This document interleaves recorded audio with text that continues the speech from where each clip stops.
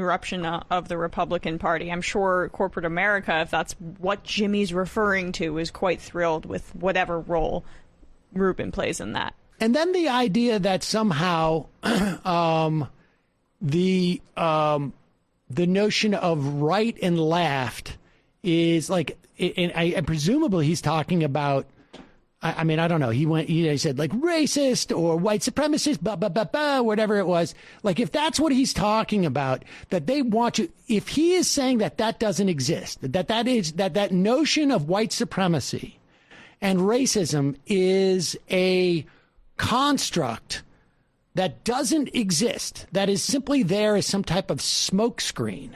It is an illusion that is there to keep you from being conscious of your class. The existence of racism.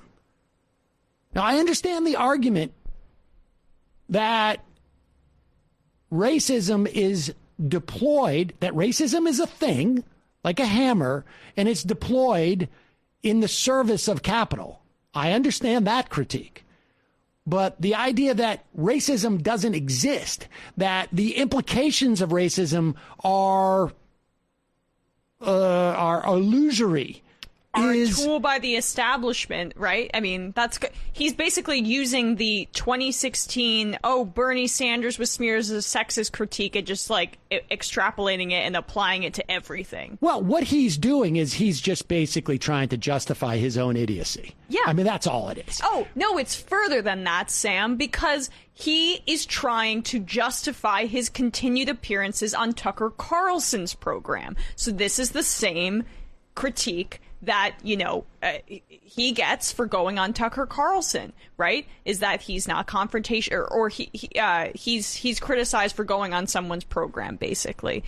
The issue is that when Jimmy goes on Tucker Carlson's program, much like when Dave Rubin interviews these reprehensible people, it is not a combative interview. It is this is why we agree. Tucker Carlson uses Jimmy in order to rail against the Democratic Party for his very specific ends, much like the guests on Dave Rubin's show use him in order to push their white supremacy, their bigotry, their pro-Republican Party views, etc. So that's part of why Jimmy's doing this as well. But I wonder if he even has that deep of it's just, I mean, it's so clearly just a function like of all the people to try and support Dave Rubin. Boy. Well, he's about to make that turn, and that's where we're at, right?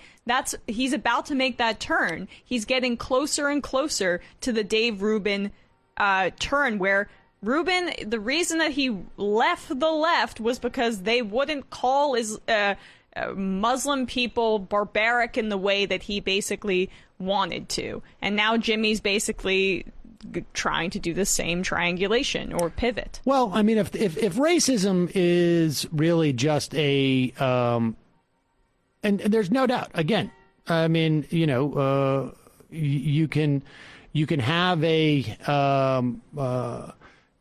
anti-racism and it be a cover for, it could be corporate whitewashing or whatnot. Absolutely.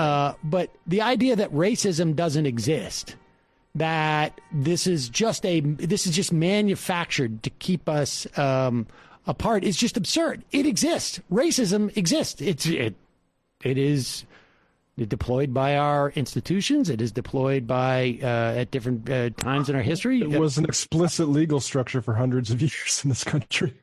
He would balk at that notion. Okay, but he would say, I never said racism doesn't exist. And I'm sure that's some aside that Jimmy would put in a video.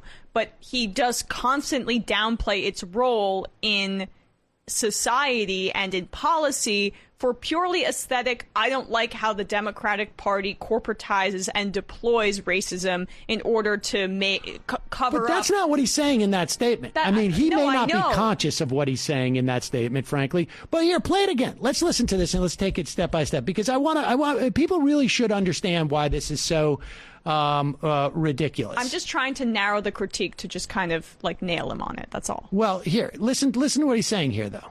In that article, it said they talked about Dave Rubin, and they said Dave Rubin, who has interviewed white nationalists, this and that, and blah, blah, and they named everything anti-this and anti-trans activists and that. And I go, Holocaust yes, he deniers. does an interview show. That's what, if you're a journalist, you could say that about fucking Walter Cronkite. You could say that about anybody who's supposed to be doing interviews. They're supposed to be interviewing fucking people from all walks of life. Phil Donahue. I grew up on Phil Donahue. Now, I don't know if here he is just if he just doesn't understand what he's reading and what the implications are, or if he's just pretending. I don't know. I'm going to give him the benefit of the doubt. He could be just dumb.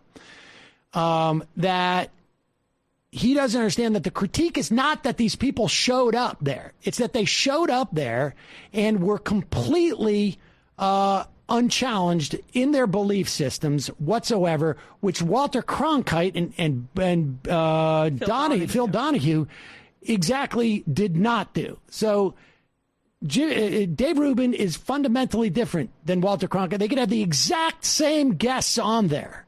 I just want to say, they have their guests on for the... Sorry, go on, Sam. Well, no. Go ahead. I mean, go ahead.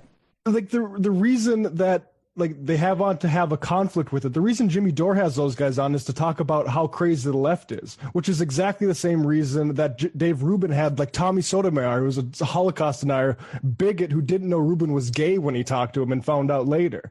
It's the same project. The same reason Tucker Carlson has people on. Right. So Jimmy is operating in the same space as Tucker Carlson right now. Right. Exactly. All right. Well, at one point he's the hammer. At one point he's the nail. Right. Keep going here. I know who David Duke is because he was a regular on the fucking Phil Donahue show. This idea that interviewing people who are outrageous is wrong, people who are way out of line with you politically, not framing them that way. Again, that is the establishment trying to control the narrative, and they're trying to keep you in your siloed away and fighting each other. That's all that is, and they're really ramping that up now because that's all they got. Because as soon as the class, who is each other? Who is each other? Is whites keep us from fighting white supremacists? Hell fucking yeah, I want to fight white supremacists. That's the whole point, is that he's saying there, this is fake constructs. Is he saying that David Duke was not a white supremacist, that it was the establishment who was making it look like they were white supremacists? That's what I'm saying. Right there in that moment, what he's saying is, now it could be he's just an idiot and just blathering. And maybe he is. And I don't know that in any way mitigates the damage that the dangerousness of that. The idea that none of this is real. This is all just manufactured by the establishment. Whoa, what establishment? What establishment? He's just trying to play the hits. He's an old rock star who's just still playing the same song, one-hit wonder. I guess the problem is he's getting the words all wrong. Yeah. Here, just continue. Let's just finish it up here. By the way, Aaron Mate, speaking of no pushback. Go ahead. Well, we don't know if he maybe after the clip was really harsh on. That is, and they're really ramping that up now because that's all they got. Because as soon as the Americans realize that this is a class war and not a left-right war, the establishment is fucked. And they're coming closer to realizing that. Okay, so now wait a second. Now we're back to class reduction. Well, but no. But it's worse than that, because as soon as we understand it's not a left-right war, so I guess that is what he is saying there, is that the only people that he's pitted against here are,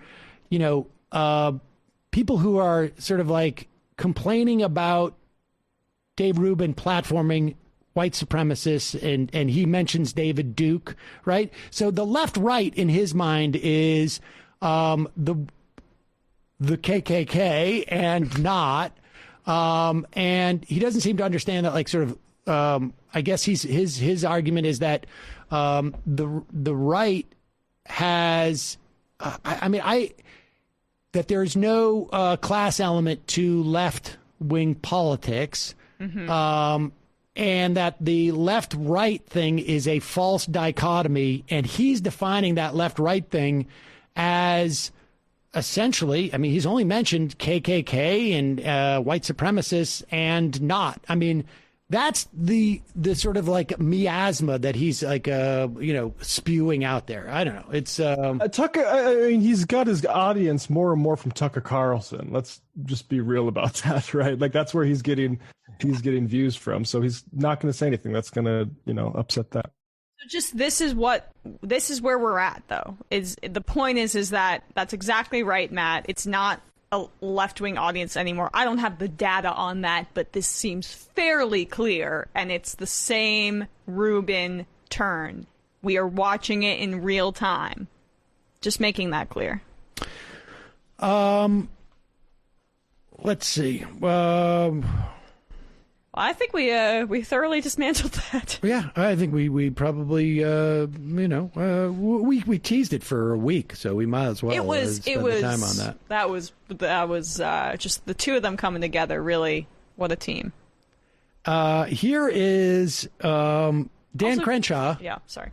Go on. Let's do this clip. Dan Crenshaw. This has been impressive. I don't know if it was just that the Biden administration came in, had a lot of confidence in their ability to deliver all these shots and manage expectations when they said 100 million shots in 100 days. But when we heard that, 60 days ago or whenever it was, 90 days ago, we were like, let's hope. I mean, it was seen as ambitious. I mean, we kept saying, I remember I'm going to get a shot by, August or September. And then I was like, I'm going to get a shot by, maybe by July. And then I was like, maybe April, May in New York State. I think everybody's going to have a shot by the time we get to June 1st. Everybody who wants one, I think, is going to be eligible to get a shot. They have delivered now. Here's Dan Crenshaw saying he would be impressed if Biden could deliver 200 million shots in 100 days, not this 100 million. And then after that, we have a clip of Biden. Yeah, well, let's play this first. Yeah. Distribute hundreds of millions of vaccines, but it's getting done. If the Biden administration wants to impress us, you know what? Double the goal. Say 200 million vaccines in 100 days. I will be impressed. I'll go on the record right now, say that I will be impressed if you can. Pause it. There you go. All right. So there is Dan Crenshaw saying he will be impressed. Ladies and gentlemen, I give you Dan Crenshaw's predicate for him coming back on that show and saying he was impressed. Now today I'm setting a second goal, and that is we will, by my 100th day in office, have administered 200 million shots in people's arms. That's right, 200 million shots in 100 days. I know it's ambitious, twice our original goal, but no other country in the world has even come close, not even close to what we are doing. I believe we can do it. And charge. There you go. I mean, it's impressive. The rollout in this country has been impressive of the vaccine. There's just like no two ways about it. Yeah. And you compare this relative to the rest of the world. But Alex Perrine on the program had a good point. Now is time to sort of deploy the AstraZeneca, send our reserves, and start and really rip off the patents on these things and say, Defense Production Act, whatever it is that you need to do it. There are legal mechanisms to do it, without a doubt, where we can basically say this is now going to be royalty free. Boom, and that's it. Well, Dan Crenshaw, though, did we hear of any media appearance? I'm sure that'll be on Monday. Yeah. When they play. Well, that. Once Biden does do the 200 million shots in 100 days, then maybe we will actually hear from Dan Crenshaw. I'll hold my breath until then. Maybe we won't have a co-host anymore. Wow, that is that's kind of dark. Sorry. Yeah, that's a little bit dark. Yeah, I don't. Let's do. This is a. Let's do this ad. This is a new MAGA congressional candidate, and has really raised the threshold for what is going to be a nutso ad in the future. Here it is. This is Dan Rodimer running in Texas's 6th district.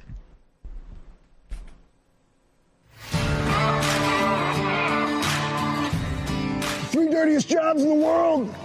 Professional wrestling, politician,